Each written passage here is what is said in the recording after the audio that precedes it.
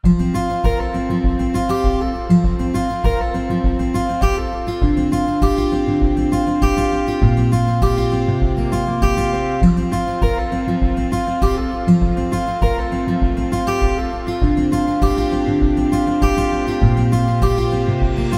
warahmatullahi wabarakatuh.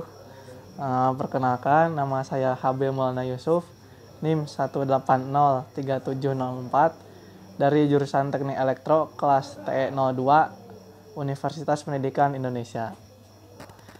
Pada kesempatan ini saya akan mereview sebuah buku yang berjudul Sains dan Teknologi Islami. Buku ini ditulis oleh Dr. Ahmad Alim, MA. Nah, langsung saja kita review bukunya. Pertama-tama saya akan menjelaskan terlebih dahulu identitas dari buku ini. Buku ini berjudul Sains dan Teknologi Islami, ditulis oleh Dr. Ahmad Alim, MA, diterbitkan oleh PT Remaja Rusda Karya di Bandung pada tahun 2014 dengan nomor ISBN 978 979 692 583 4. Buku ini berisi 16 bab bahasan dengan 143 halaman. Itu sudah termasuk daftar isi, pengantar, dan daftar pustaka. Mungkin itu terkait dengan identitas dari buku ini. Sekarang kita ke bagian intinya.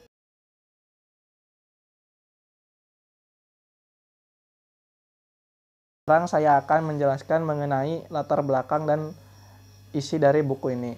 Pertama-tama saya akan menjelaskan mengenai latar belakang terlebih dahulu. Jadi sang penulis yaitu Dr. Ahmad Alim, MA, melihat pada saat ini cara berpikir tauhid di kalangan para saintis muslim sudah mulai hilang. Di antara mereka, para saintis ini, banyak yang menganggap bahwa sains dan teknologi ini bersifat netral dan bebas nilai, alias tidak terikat oleh norma-norma agama. Padahal Islam itu memandang sains dan teknologi itu terikat erat dengan konsep tauhid, yakni merupakan satu kesatuan dengan cabang pengetahuan lainnya.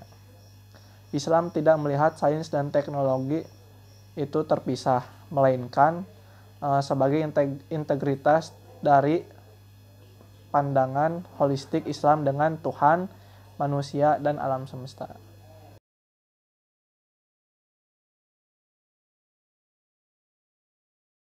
Sekarang saya akan menjelaskan isi dari buku ini. Jadi, buku ini menjelaskan mengenai wawasan mendasar tentang islamisasi sains dan teknologi dengan penjelasan yang sangat apik. Dr. Ahmad menyampaikan pandangannya yang holistik agar sains dan teknologi ini tetap berada dalam fitrahnya, dengan harapan agar semua umat Islam yang ada di seluruh dunia memiliki kerangka pemikiran yang kokoh sehingga mampu mengembangkan sains dan teknologi yang sesuai dan searah dengan ajaran Islam serta dapat memfilter berbagai bentuk sains ateis yang dapat menyesatkan umat Islam. Terdiri dari 16 bab yang diawali dengan pembahasan mengenai keutamaan ilmu, kedua mengenai pengertian ilmu, yang ketiga mengenai cara memperoleh ilmu dan saluran-salurannya, yang keempat mengenai klasifikasi dan hierarki ilmu, yang kelima mengenai integrasi akal dan wahyu, yang keenam mengenai integrasi ilmu dan adab, yang ketujuh mengenai internalisasi adab akademik, yang kedelapan mengenai faktor pendorong kemajuan iptek, yang kesembilan mengenai prestasi ilmuwan muslim. Nah, pada bab ini bahasanya merupakan salah satu yang saya sukai. Mengapa? Karena ini merupakan salah satu faktor yang berpengaruh terhadap perkembangan ilmu pengetahuan modern di zaman sekarang ini. Banyak sekali penemuan-penemuan yang dijadikan sumber dan kurikulum bagi perkembangan ilmu pengetahuan di seluruh dunia.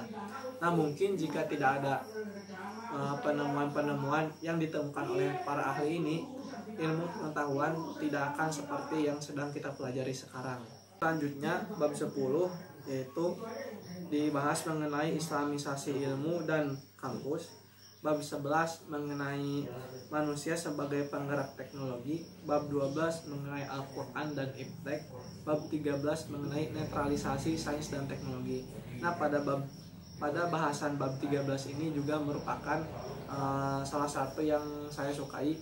Mengapa? Karena bab ini menjawab pertanyaan saya bahwa sains dan teknologi itu tidaklah netral dan tidak bersifat bebas nilai. Keduanya berhubungan dengan Islam secara keseluruhan sebagai satu kesatuan. Selanjutnya di bab 14 dibahas mengenai menuju sains Islam, bab 15 mengenai teknokrat rabani, dan yang terakhir bab 16 dibahas mengenai membangun peradaban ilmu dan teknologi.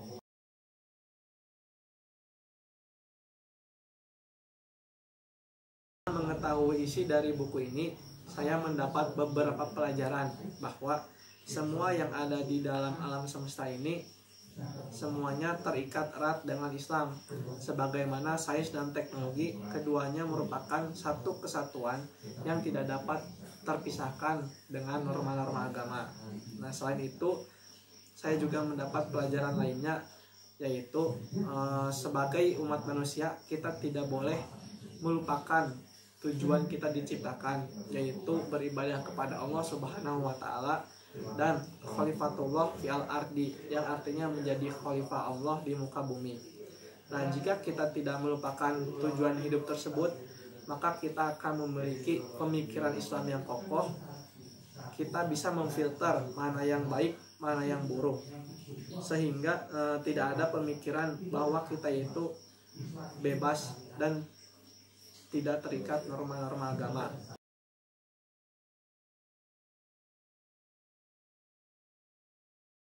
Yaitu kelebihan dan kekurangan dari isi buku ini. Yang pertama, kelebihannya terlebih dahulu.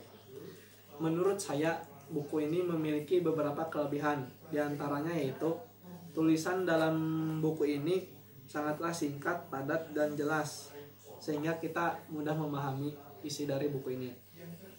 Menurut saya, bahasa dari isi buku ini tidak bertele-tele dan sang penulis hanya menuliskan inti-intinya saja.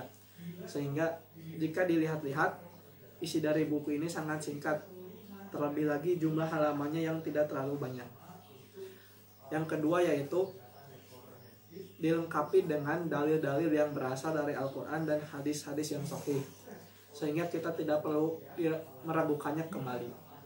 Yang ketiga, selain dilengkapi dengan dalil-dalil yang berasal dari Al-Quran dan hadis, sang penulis juga menyertakan sumber yang berasal dari pendapat beberapa ahli seperti pada pengertiannya.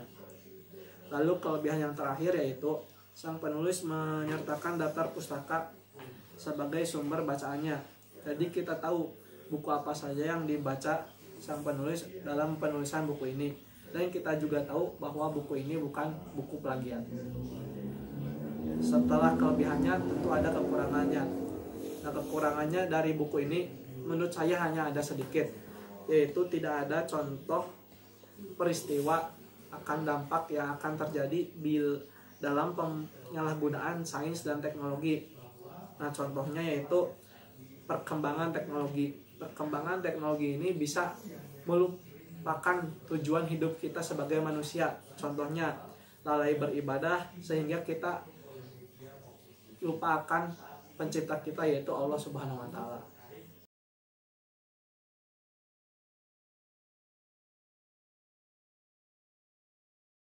Setelah saya mereview buku yang berjudul Sains dan Teknologi Islam ini, dapat ditarik kesimpulan bahwa semua yang ada di muka bumi ini tidaklah netral dan tidaklah bebas. Sebagaimana sains dan teknologi, keduanya memiliki keterkaitan erat dengan Islam.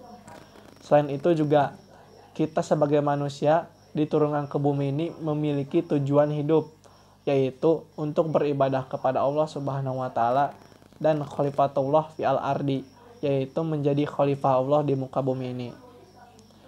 Mungkin cukup sekian review buku dari saya. Kurang lebihnya mohon maaf karena saya masih memiliki banyak kekurangan dalam mereview buku ini. Terima kasih atas perhatiannya. Billahi taufik wal hidayah. Wassalamualaikum warahmatullahi wabarakatuh.